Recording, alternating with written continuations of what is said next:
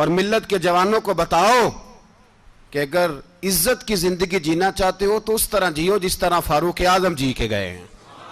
عزت اور وقار کی زندگی. جمہوریت حضرت عمر سے سیکھنی پڑے گی. حکومت کرنے کے طریقے حضرت عمر سے. رعایا کو سیکھنا پڑے گا کہ امیر کس طرح بنایا جاتا ہے اور امیر کس طرح کے ہوتے ہیں. یہاں لوگ ہمیں یورپ کی مثالیں دیتے ہیں, لوگ یہاں ہمیں آ کر کے امریکہ کی مثالیں, انہیں کیا پتا حکومت کیا ہوتی ہے. وہ کہتے ہیں جی وہ سائیکل پہ جاتا ہے ان کا حکمران. میں نے کہا وہ سائیکل پہ جاتا ہے؟ میرے عمر فاروق مدینے سے مکے گئے تھے تو پیدل ہی حج کرنے چلے گئے, پیدل ہی. اور جناب عمر فاروق رضی اللہ تعالیٰ عنہ عید کی نماز پڑھانے گئے. عید کی نماز عمر خطبہ عید دینے گئے.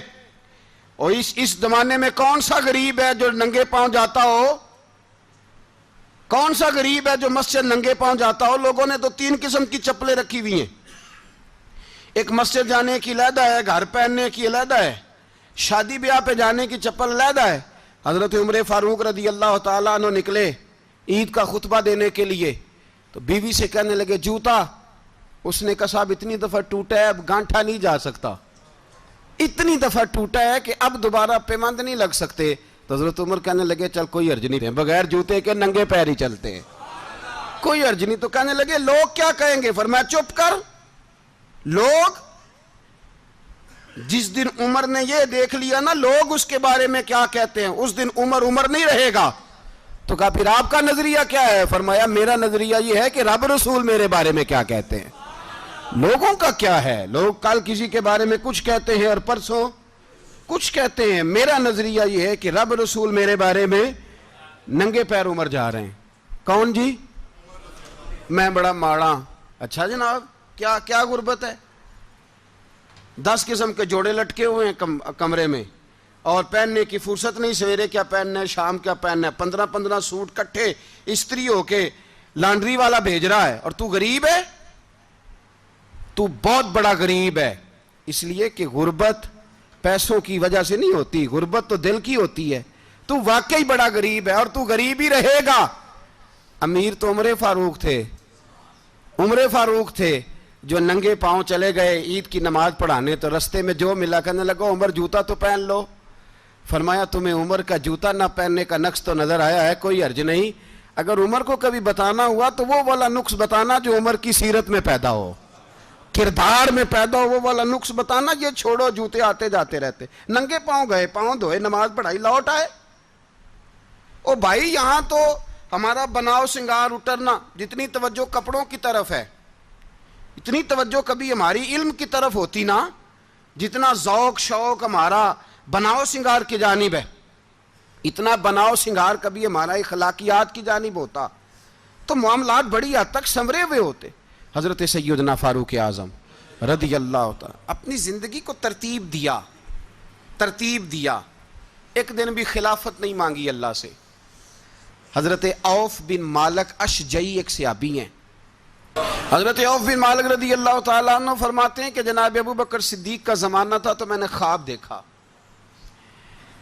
میں نے خواب میں جناب عمر کو دیکھا اور میں نے دیکھا کہ کوئی کہنے والا کہہ رہا ہے کہ عمر وہ ہے کہ اللہ کے رستے میں کوئی اسے جتنا مرضی برا بھلا کہے یہ پرواہ نہیں کرتا. کس کے رستے میں؟ بولے سارے. اس کا مطلب ہے اللہ کے رستے میں لوگ برا بھلا بھی. قرآن مجید نے کہا وَلَا يَخَافُونَ لَوْمَةَ لَائِمٍ. کچھ لوگ ایسے ہیں جو برا بھلا کہنے والوں کی پرواہ نہیں کرتے. آپ یقین کریں اگر پرواہ شروع ہو جائے نا تو دین کا کام ختم ہو جائے. نہ کوئی تقریر کرے, نہ کوئی تدریس کرے, نہ کوئی پیری مریدی کرے, ختم ہو جائے اگر باتوں کی پرواہ ہو. لیکن وہ پرواہ. حضرت عوف بن مالک اشجعی کہتے ہیں میں نے خواب میں دیکھا کہ عمر وہ ہے جو کسی کی پرواہ, اور دوسری بات میں نے یہ دیکھی کہ عمر خلیفہ بنے گا, اور تیسری بات میں نے خواب میں یہ دیکھی کہ عمر شہید بھی کیا جائے گا, عمر شہید بھی ہوگا. یہ میں نے 3 باتیں خواب میں دیکھی. فرماتے ہیں میں نے آ کے خواب حضرت ابو بکر صدیق کو سنائی, وہ خلیفہ تھے. وہ کہنے لگے ٹھہر جا, میں عمر کو بلاتا ہوں, اس کے سامنے دوبارہ سنانا. اس کے سامنے. فرماتے ہیں میں نے بلایا حضرت عمر فاروق کو, آ کے بیٹھے. خواب شروع ہوا کہ ایک بات تو میں نے یہ دیکھی کہ آپ ملامت کرنے والے کی پرواہ نہیں کرتے، دوسرا آپ خلیفہ بنے کہ جناب عمر کہنے لگے چپ کر، ابو بکر کے سامنے ہی کہہ رہا ہے، چپ کر، خلیفہ کے سامنے ہی کہہ رہا ہے۔ تو حضرت ابو بکر صدیق کہنے لگے عمر اسے کہنے دو، مجھے لگتا ہے رب کی رضا یہی ہے کہ میرے بعد اگر مصطفیٰ کا منبر ملے تو عمر کو ملے، اسے کہنے دو، کہنے دو۔ یار یہاں تو لوگ ڈینگے مارتے ہیں، یہاں تو لوگ دعوے کرتے ہیں میرے سامنے فلانے کو بھی بٹھاؤ، فلانے کو بھی بٹھاؤ، اس کو کیا پتا، اس کو کیا پتا، یہ تو بڑکے مارنے کا دور ہے۔ حضرت عمر رضی اللہ تعالیٰ عنہ کو تیسری بات کہی، حضرت عوف بن مالک نے کہا آپ شہید کیے جائیں گے، میں نے خواب دیکھی ہے۔ نیک لوگوں کے خواب بڑی حد تک سچے ہوتے ہیں، کہا میں نے خواب دیکھی ہے۔ تو حضرت عمر کہنے لگے شہید تو دلیر لوگ ہوتے ہیں، شہید تو دلیر، جسے سارا زمانہ دلیر کہہ رہا ہے وہ اپنے بارے میں کیا کہہ رہے ہیں، کہتے ہیں شہید تو دلیر، میں تو کاہل سا آدمی ہوں، سست آدمی ہوں، میں تو اتنا کام ہی نہیں کرتا، تو یہ خواب تو نے جو دیکھا ہے نا پھر سے دیکھنا۔ تو ابو بکر صدیق فرمانے لگے عاجزی نہ کر، انکساری نہ کر، تو جو کہہ رہا ہے ٹھیک کہہ رہا ہے، لیکن مجھے سن کے شکر بھی ہوا ہے اور افسوس بھی ہوا ہے۔ افسوس اس بات کا کہ تیرے جیسا بطل عظیم چلا جائے گا، اور شکر اس بات کا کہ رب تجھے زندگی بھی اعزاز والی دے گا، اور شہادت کی موت دے کے اللہ تجھے موت بھی عزت والی عطا فرمائے گا۔ اللہ موت بھی تجھے عزت والی دے گا، تجھے کاہلوں جیسی موت اللہ۔ حضرت فاروق اعظم رضی اللہ، او بھائی یہاں تو اس زمانے کا سب سے بڑا مسئلہ پروٹوکول ہے۔ لوگوں کو پتہ ہوتا ہے کامل پیر ہے، کامل مرشد ہے، لوگ نہیں جاتے۔ میں کسی کا مرید ہو جاؤں، میرا پروٹوکول کدھر گیا؟ پتہ ہوتا ہے یہ کامل استاد ہے، میں اس کے پاس بیٹھوں گا تو میری تربیت کرے گا، لیکن لوگ شاگرد نہیں بنتے، میں کدھر گئی؟ یہ جو پروٹوکول کی مصیبت ہے نا، اس نے بڑے بڑے لوگ زیرو کر دیے، بڑے بڑے لوگ۔ اور یہ مت سمجھے کہ آپ کا وزیر اعظم پروٹوکول لیتا ہے یا آپ کا صدر پروٹوکول، وزراء، ایسی کوئی بات نہیں۔ ہم چھوٹے طبقے سے لے کر بڑے سارے پروٹوکول کے قائل ہیں۔ ہمارا تو داماد بھی کہتا ہے کہ مجھے پوچھا نہیں میں تمہارے گھر کیوں آؤں۔ ہمارا تو بھائی ہر شخص اعلان کرتا ہے پروٹوکول کا، فلانے نے عزت نہیں دی تو واپس آ جاؤ، فلانے نے سلوٹ نہیں کیا تو واپس آ جاؤ۔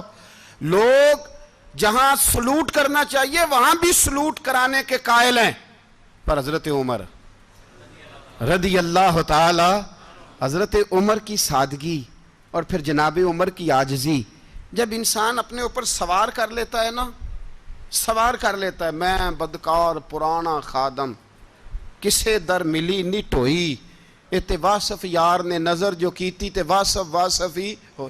میں اکثر سوچتا ہوں حضور نے جہاں بھی کہا نا، فرمایا میرے بعد نبی ہوتے تو خطاب کے بیٹے عمر ہوتے۔ حضور نے فرمایا عمر جس رستے سے جاتا ہے شیطان وہ رستہ بدل جاتا ہے۔ نبی پاک صلی اللہ علیہ وسلم نے فرمایا میرا عمر وہ ہے کہ اس کی زبان پر حق جاری ہے۔ حضور علیہ السلام نے فرمایا 950 سال حضرت جبریل میرے عمر کی شان بیان کریں تو ان کی عظمت ختم نہیں ہوتی۔ 950 سال جبریل عظمت بیان کرے تو ختم نہیں ہوتی۔ یہ بات ہے حضرت عمر کی، اور فرمایا عمر ابو بکر کی نیکیوں میں سے ایک نیکی ہے، یہ شان ہے اب عمر فاروق رضی اللہ تعالیٰ عنہ کی۔ حضور نے فرمایا میرے بعد نبی ہوتے تو عمر ہوتے، جس گلی سے عمر آئے شیطان رستہ بدل جائے۔ میرے عمر فاروق کی شان 950 سال بیان ہو تو ختم نہ ہو۔ عمر کی زبان پر اللہ حق بیان کرتا ہے، جو عمر کہتا ہے وہی رب کر دیتا ہے۔ حضور ساری زندگی فضیلتیں بیان کرتے رہے، عمر جواب میں کیا کہتے ہیں؟ کوئی بتائے نا کہ یہ والی حدیثیں کبھی عمر نے بھی روایت کی ہوں کہ حضور نے میرے بارے میں یہ کہا ہے۔ یہ روایتیں وہ روایت نہیں کرتے، ان سے جب لوگ کہتے عمر تیری بڑی بات ہے تو عمر رو پڑتے، کہتے میں تو اونٹ چرانے والے باپ کا بیٹا ہوں، میں تو اونٹ چرانے والے باپ کا بیٹا، اونٹ چرا۔ اس سے آگے عمر گئے ہی نہیں ساری زندگی، اس سے آگے لفظ ہی نہیں ادا کی۔ اور میں تو بھائی اونٹ چرانے والا، میرا باپ تو اونٹ چرایا کرتا تھا، 10 اونٹ تھے، میری ڈیوٹی ہوتی تھی، سنبھالے نہیں جاتے تھے، ابا ڈنڈوں سے مارتا تھا۔ ساری زندگی عمر حج کرنے گئے، ایک خشک تنا کھجور کا عمر فاروق رضی اللہ تعالیٰ عنہ نے اس کو اپنے کلاوے میں لیا، رونے لگے۔ لوگوں نے کہا عمر کیا ہوا؟ فرمانے لگے یہاں میں اونٹ چرایا کرتا تھا، یہاں میں اونٹ چراتا تھا، 10 اونٹ سنبھالے نہیں جاتے تھے، دیکھو رسول اللہ کی شان، آج ساری امت چلانے کا طریقہ عطا فرما دیا ہے۔ ساری نظریے سے پیار۔ یار پیسہ کس کو برا لگتا ہے؟ آپ جس آدمی کی 50 کروڑ کی پراپرٹی ہے اس کو پوچھیں سب سے غریب، آپ کو وہی نظر آئے گا۔ وہ کہے گا میں ٹائٹ ہوں، حالات بڑے۔ میں کئی باری پوچھے انہوں نے، میں کہتا ترجمہ بھی 10 چھڑوں کی، ہمیں تو سمجھ نہیں آتی، اور ٹائٹ حالات کون سے ہوتے ہیں جی؟ جس آدمی کا کروڑوں میں کاروبار ہے نا، اس کو آپ چھیڑے وہ رونے لگ جائے گا، رونے۔ تو کئی میں نے ایسے دیکھے ہیں کرائے کا مکان ہے، ان سے پوچھیں صاحب کیا حال ہے، تو کہتے ہیں جتنی اللہ نے شان والی زندگی ہمیں عطا کی ہے کسی کو نہیں دی ہوئی۔ اس کا مطلب ہے خوشی بھی یہی ہے اور غم بھی یہی، اندر سے خوشی ہے، اندر سے ہی۔ تو نے اگر راضی رہنا ہے تو ادھر سے رہنا ہے، ناراض رہنا ہے تو بس اپنے آپ کو خوش رکھے گا تو ہو جائے گا۔ سارے صحابہ مل کے آئے، کہنے لگے عمر فاروق سے کہنا ہے نبی پاک کے زمانے میں تو ظاہراً غربت تھی، ابو بکر کے دور میں بھی غربت تھی، اب تو بڑا مال ہے۔ عمر سے سفارش کرو کہ عمر نیا کرتا پہنا کرے، ملکوں کے سفیر آتے، عمر وہی پھٹی پرانی چادر اوڑھ کے اور وہی کئی جگہ پہ پیوند لگے سوٹ پہن کے سفیروں کے سامنے بیٹھ جاتا ہے۔ عمر کو مشورہ دو، طے ہو گئی بات۔